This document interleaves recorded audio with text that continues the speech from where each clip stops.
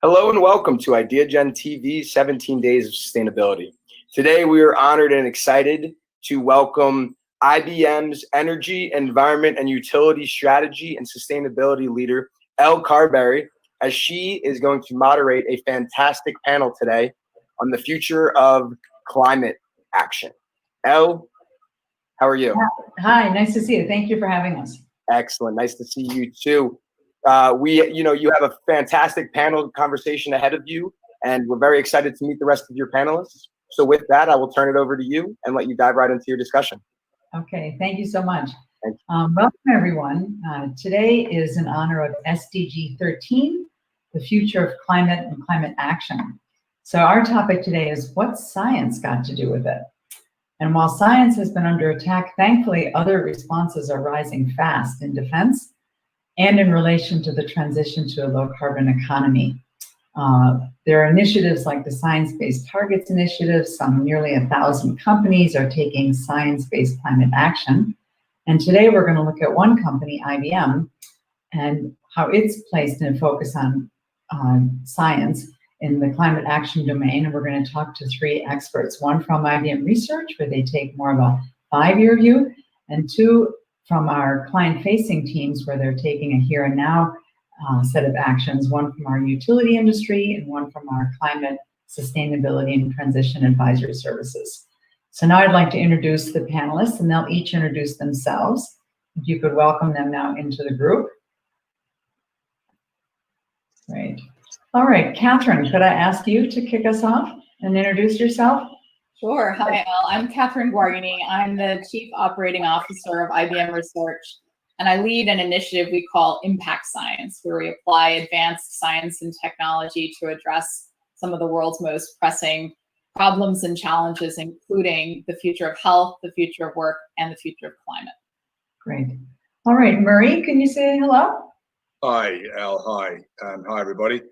My name's Dr. Murray Simpson. I'm the global lead for sustainability, climate, and transition at IBM, bringing together all of our different assets across the company for client-facing engagements around climate risk analytics, around sustainability, the journey to net zero, and also about focusing on climate strategy and design for our clients across all sectors, across all markets. Great. And Neil, can you say hello? Sure, thanks, Elle. I'm Neil Gerber. I'm also in the Global Energy, Environment, Utilities team at IBM, focused on new energy, blockchain, and the new grid edge kind of solutions that are coming out. And my role today is going to be to try to translate some of the research discussions we have into what's going on with the energy transition and with the electrification movement that's happening within the energy systems globally. Right. Okay. So since our theme today is science, and then we'll apply that to three topics, but we'd like to kick off with Kathryn to tell us a little bit about, since she sits in an overall IBM operational role for research, tell us about the importance and urgency of science and guided by IBM's values in addressing our climate crisis. Sure. I think this year there's a particular urgency around science. Science matters now more than ever. And it's our point of view that it will play a defining role in determining the well-being and prosperity of people today and far into the future. It's critical that we enable global action in response to our most complex challenges, whether that's in addressing the COVID-19 pandemic or addressing climate change. Science plays an essential role in identifying sustainable solutions to these challenges, and we need solutions now more than ever. And in particular, we're excited about how we apply some of the advanced technologies to accelerating or scaling the scientific method. Because for decades, we've really relied on a version of the scientific method of posing questions, studying past work, generating hypothesis, testing and iterating. This rigorous process really is steeped in years of discipline and success. And for the first time in our history, we have technologies like artificial intelligence, quantum computing, and hybrid cloud that can supercharge the scientific method. And together we believe that there's an opportunity to massively speed up the discovery process, which we all know is something we very much need to address some of these very challenging problems. Great. So we're going to take on 3 topics where we're going to apply science. So we're going to first talk about advanced material discovery. And maybe I go again back to you, Kathryn, since you're working on the 5-year innovation cycle. As we've learned so much from COVID-19 and the urgency of the scientific discovery, could we use some of the same urgency to apply science to addressing the challenges of climate crisis? Yeah, we believe so. We every year issue a set of predictions. We call it the IBM 5 and 5, where we try to convey how some breakthroughs in science can positively impact and change some aspect of our lives. We've been doing this for 14 years, and these predictions are meaningful and can really translate just to practical implementations, and we see how this is really making a difference. This year, our 5 and 5 focuses on the essential theme of supercharging the discovery of materials that will enable our sustainable future. And in line with the United Nations global call for action, its sustainable development goals, we're working on enabling this accelerated discovery of new materials that will address significant worldwide challenges, like materials that can capture carbon dioxide from the air and transform it into something useful, more effective fertilizer, safer and more environmentally friendly batteries, and many more. And each of these challenges has a common opportunity to use our technology to accelerate the process of information ingestion, to create a more complete knowledge base, to be able to use AI to simulate quantum computing, to augment, and finally automated testing to get to answers faster. And in particular, in the area of carbon capture, there's no doubt that efficient, low-cost materials that are intelligently designed for carbon dioxide capture before these emissions get into the atmosphere, that we absolutely desperately need more effective materials there, given that 82% of greenhouse gas emissions are carbon dioxide, and that only a small fraction of those produced from power generation are actually captured today. We see that the race towards more efficient carbon capture materials are critical to addressing this challenge of a changing climate. Yeah. So Neil, given you come from the utility sector, how could these advances in these areas impact the energy system? Yeah, so it's interesting, Elle. In some ways, the goals of both carbon capture utilization and storage, or CCUS, and more efficient, affordable batteries are the same in the power generation space. They're both going after the idea of producing zero carbon electricity efficiently through a stable, resilient grid. So in the case of CCUS, that means being able to stick with our existing large fleet of fossil plants that utilities know very well how to use to control the grid, and to provide zero carbon energy from those means is hugely important. This lets them continue with the traditional ways they've maintained grid reliability and adequacy, and we sort of can keep using all the lessons we've learned over the last 100 years. In the case of battery storage in the power generation space, coupled with renewables, they sort of allow what are called hybrid plants, renewables plus batteries, to act like fossil plants to some degree by being able to respond to the grid and provide some of the services that centralized fossil plants today provide, by storing the excess renewable energy when it's not needed and being able to put it back to the grid when it is. So in some ways, these two are not necessarily competing, but both acting in the same direction in terms of what the electricity system needs in order to get to the goals that more and more countries, governments, and companies are setting for themselves. Now, of course, batteries play a key role in other parts, like electrification of industries, for fuel switching, for road transport, and other things. So they have a larger role than just for electricity generation. And of course, CCUS has applications in industrial processes, the creation of what's called blue hydrogen in the cement industry and steel and many other areas. But in the power gen space, they're very similar in the objective they're going after. Now, currently, fossil fuels have a strong advantage in terms of long-term storage of fuel. If you think of a battery as sort of storing the fuel from renewables, you can see that there's an advantage currently to the liquid fuel world, especially for longer-term storage issues.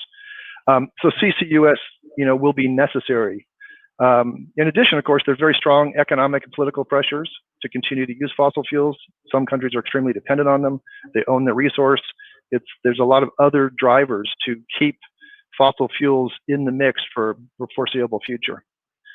So it's really a race to cost effectiveness, scale, and resilience. And if you look at today, what's being built today, going forward, renewables plus batteries, this hybrid plant that I talked about, are winning in terms of new construction. But that's still a very small percentage of all the generation globally. Fossil fuel still powers over 60% of global electricity generation. So having a breakthrough in the CCUS space is seen by many as an absolutely essential component to fully decarbonize the grid. Yeah. So Murray, you cover a range of sectors and even dealing with some clients who are doing some pretty advanced things in the area of carbon emissions elimination even. Can you talk about some of those learnings? Yeah, I think one of the most important things, Al, is that there is an inextricable link between science and industry, science and the private sector now, which is really important. And over the sort of 25 years or so I've been working in sustainability and climate, I've seen a coming together of academia, science, research, and the private sector in this particular space. And I think that's absolutely critical. And, for us, when we're addressing the challenges that climate change is throwing up against us. And carbon elimination is one of the things that companies, for example, like Unilever are particularly interested in. So, we've been working in carbon reduction, carbon measurement, carbon management, energy efficiency for many, many years at IBM, both internally and externally with clients. And Unilever, as an example, have been making great strides in that area, as have many other companies. And now a company that is far-sighted like Unilever are looking at carbon elimination rather than just reduction. And by that, what we're talking about is actually using different energies. So, for example, not just carbon capture, but actually things like hydrogen and other energies around renewables, of course. But we have to look at a whole energy mix when we're looking at carbon elimination.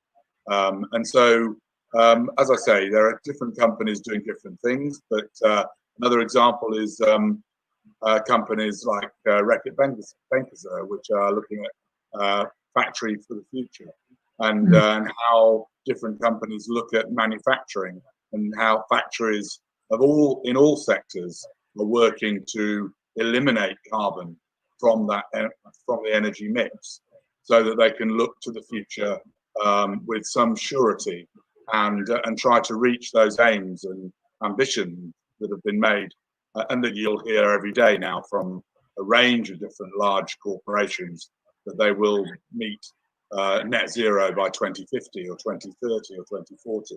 And what we're trying to do really is to work with those clients, work with those big corporations and governments and across industries to collaborate and co-create an environment that where net zero actually means something, and it's not just empty words.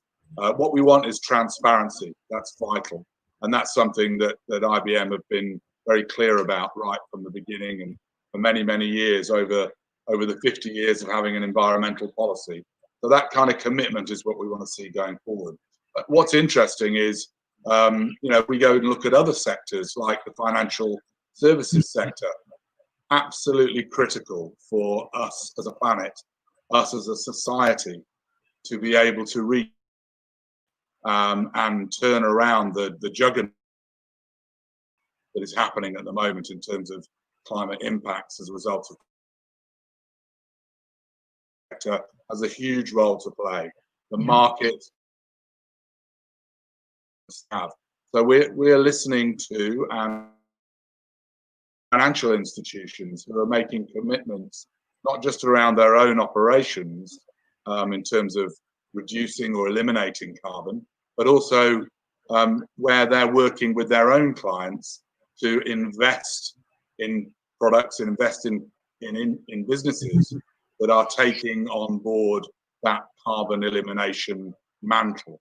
So we're really working across all kinds of sectors, and that also includes, of course, industrial sectors.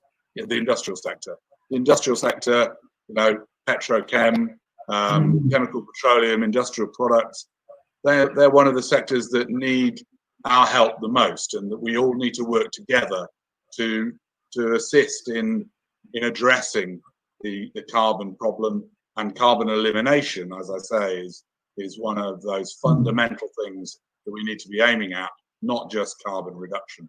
And I think we do see that across multiple sectors. Yeah, it's encouraging. Thank you. Let's talk about another topic where science plays a role, and that's in the realm of modeling, resiliency, and optimization. And some of you have already touched upon those topics.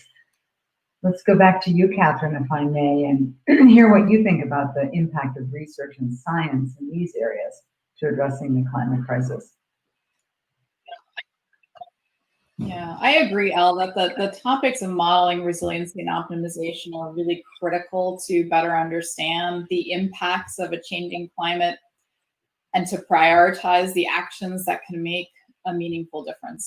We're working on advanced impact and risk assessments using climate predictions to create resiliency tools for enterprises and supply chains. And in particular, the topic of supply chains, greenhouse gas emissions continue to grow. And at the same time, the supply chains are being impacted by climate-related extreme events. Artificial intelligence and various optimization tools can reduce pain points across the supply chain, such as supplier selection, green inventory and assortment, sustainable order management, and more. And we really have a vision for intelligent, self-correcting, climate-smart supply chains that enable the supply chain carbon footprint optimization and at the same time resiliency against climate extremes. Yeah. Hey, Murray, let's go back to you for a minute then. As you think about those financial institutions and let's say their long supply chains, their impact on markets, what is it that they want to know through the modeling of climate risk management? And why now are they getting focused? What's driving them?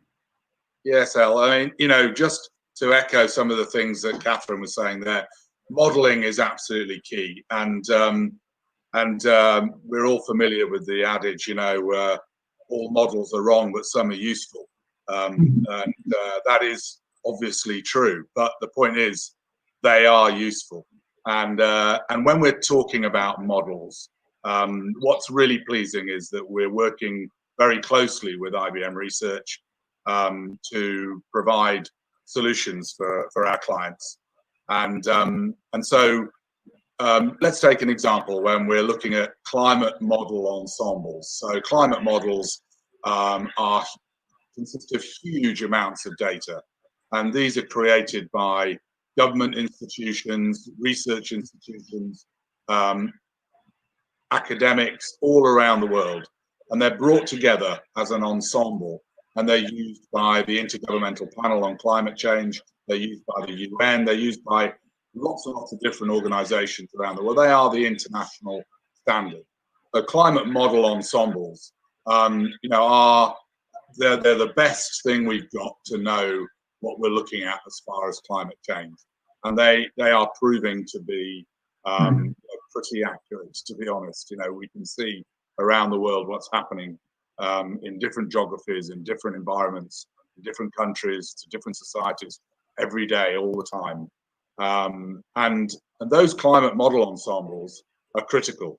What we're doing with partners, with some of our alliance partners, we're working to bring econometric models together with those climate model ensembles. So econometric modeling coupled with climate modeling and data from clients is enabling us to be able to see what the climate-related financial risk of particular assets may be going forward, and also, what the quantification of those risks is by dollars, by a dollar amount. So we're looking at, what is the highest quantifiable risk for a particular asset, for a portfolio, for a company, for a region. And by that, we're able to not only report against investor demands, regulations that are coming over the horizon. In fact, they're in place in many geographies, many countries, many legislations at the moment. But we're also able to identify trends and provide insights to clients so they can make decisions going forward. So that modeling element is critical. And that is the same as well when we're talking about the journey to net zero, about modeling what's happening in an ecosystem for a business, so that we can see from an environmental management approach, from a carbon accounting approach, what is happening, so that we can assess performance management as well as measurement and intervention going forward. But models are critical. Yeah. And Neil, what about the energy sector? You mentioned resiliency. So how are some of these scientific and innovations impacting the world of resiliency that's somehow core to the day-to-day of the utility?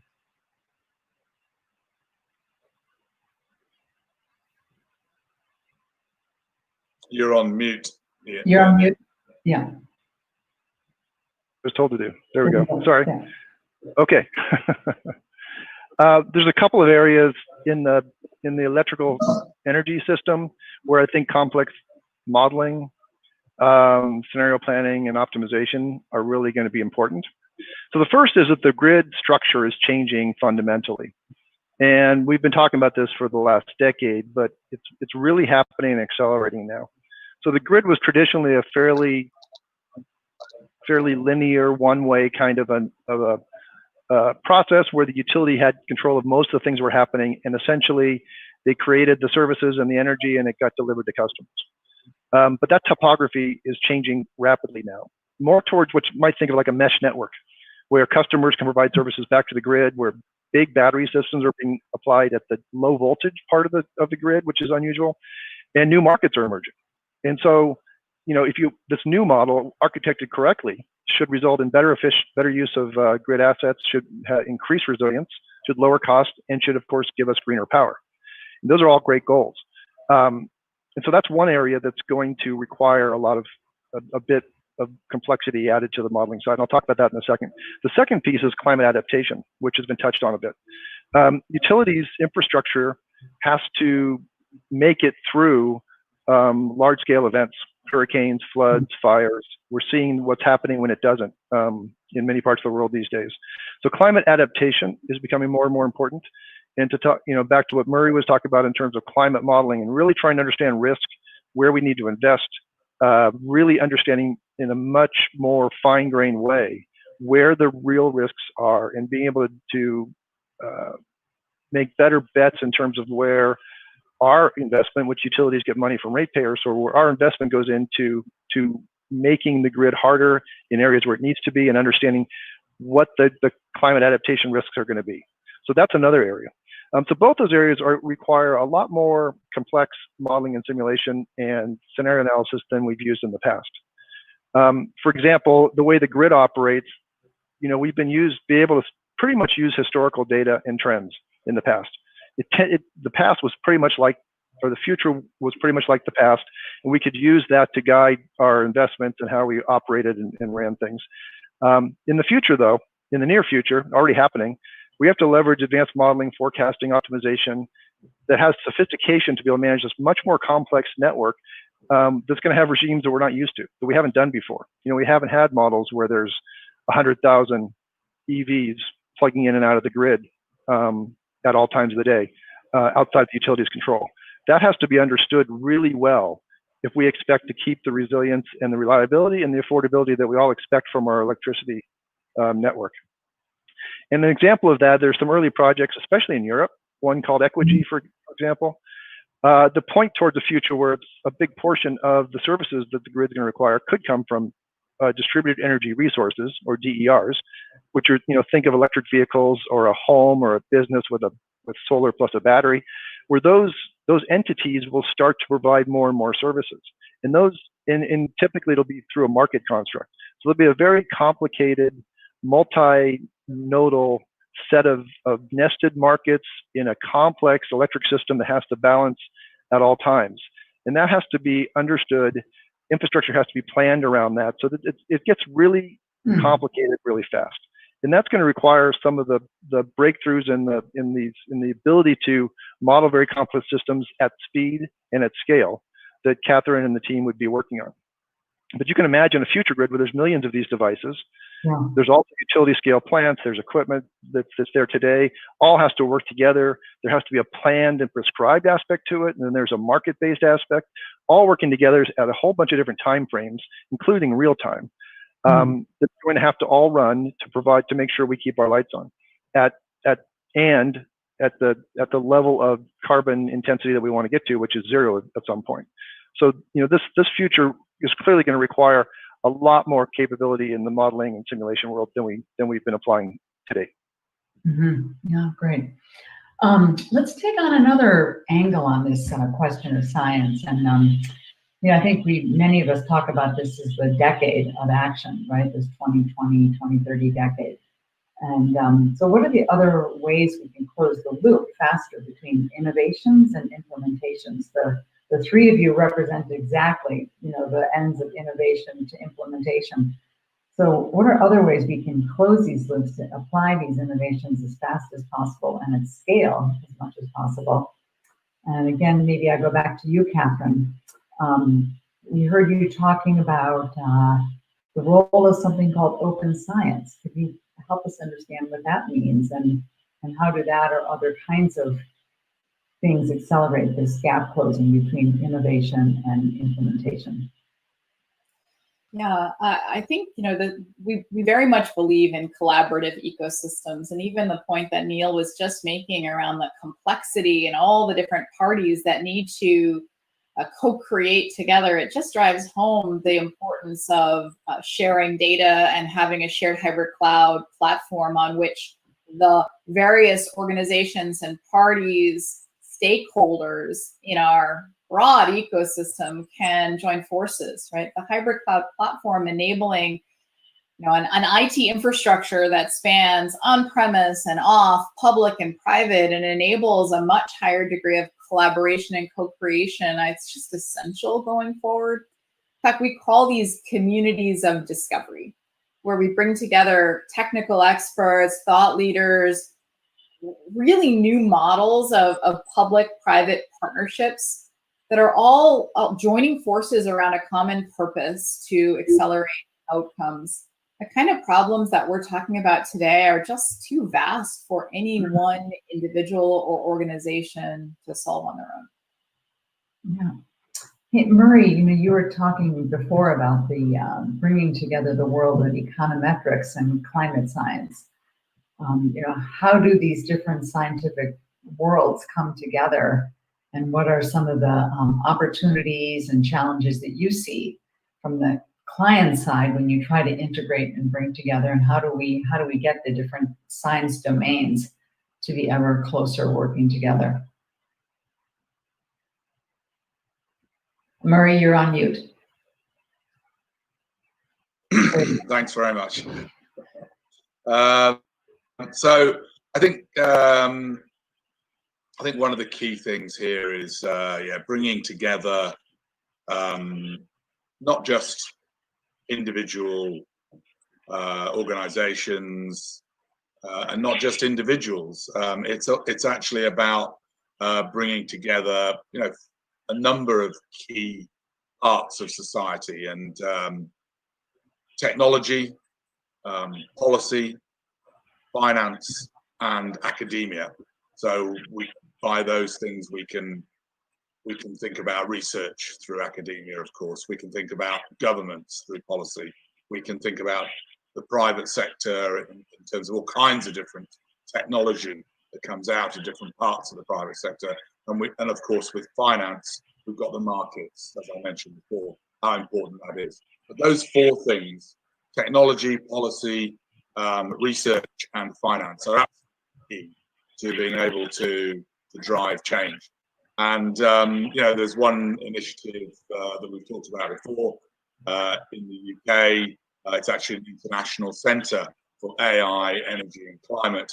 That there's a group of organisations who are encouraging and lobbying government to put funding into to establish in the UK. And as you know, UK is hosting COP26. It would have been in November this year. It's been postponed to November next year. I'm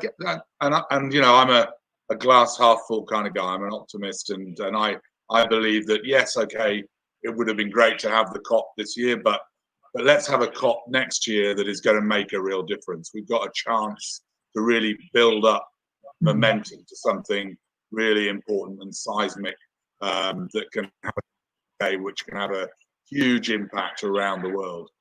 There's been a considerable surge in commitment and interest from all parts of society around the world to address climate over the last couple of years. That's been going on for 15, 20 years, but we had a bit of a glitch, when the financial crash happened in 2008, and we obviously had a setback when we were on a real pathway of momentum with the pandemic hitting, of course, at the beginning of this year.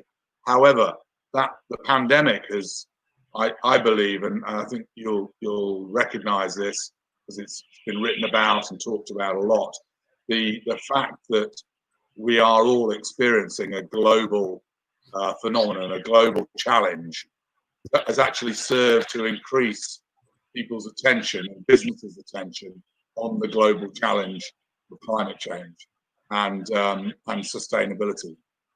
So I really believe that if we can continue to bring together technology, finance, policy, academia, research, then we can make a real difference. And if we can do it under the auspices of an institution or a number of institutions around the world that come together with the private sector, then I think we can have a really long-lasting effect and start to make a real difference around the world.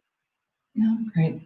Hey, Neil, in the utility sector, you talked about the mesh networks, the multinodal networks. You talked about technology on the edge as well as kind of at the core of the utility. Tell us about some of the examples you see in the utility sector where open collaborations are driving the pace of what can now be implemented and achieved. Yeah, it's interesting. We're seeing a movement in parts of the infrastructure world towards open collaboration. This is open source, open data, of course, open standards. It was just beginning to take hold in our sector, in the electricity sector. But if you look at IT, you look at telco, even automotive industries, there are, the energy industry starting to follow the lead of those industries. And entities such as Linux Foundation Energy and others are starting to apply this model to the development of the new capabilities that will be needed to build and operate this new grid model. It's interesting, like utilities, in some sense, they're well suited to a collaborative model because they tend to not compete. They tend to have their monopoly areas in general. And so they've got this natural tendency to work together. And so it fits well with this new open model that other infrastructure industries are already well down the path towards. We're seeing, for example, and Kathryn mentioned this a bit, as grids start to interconnect more and more, many more assets and devices are required. We're moving across country lines. If you look what's happening in Europe, there's a huge effort to link up transmission systems, for example, across Europe.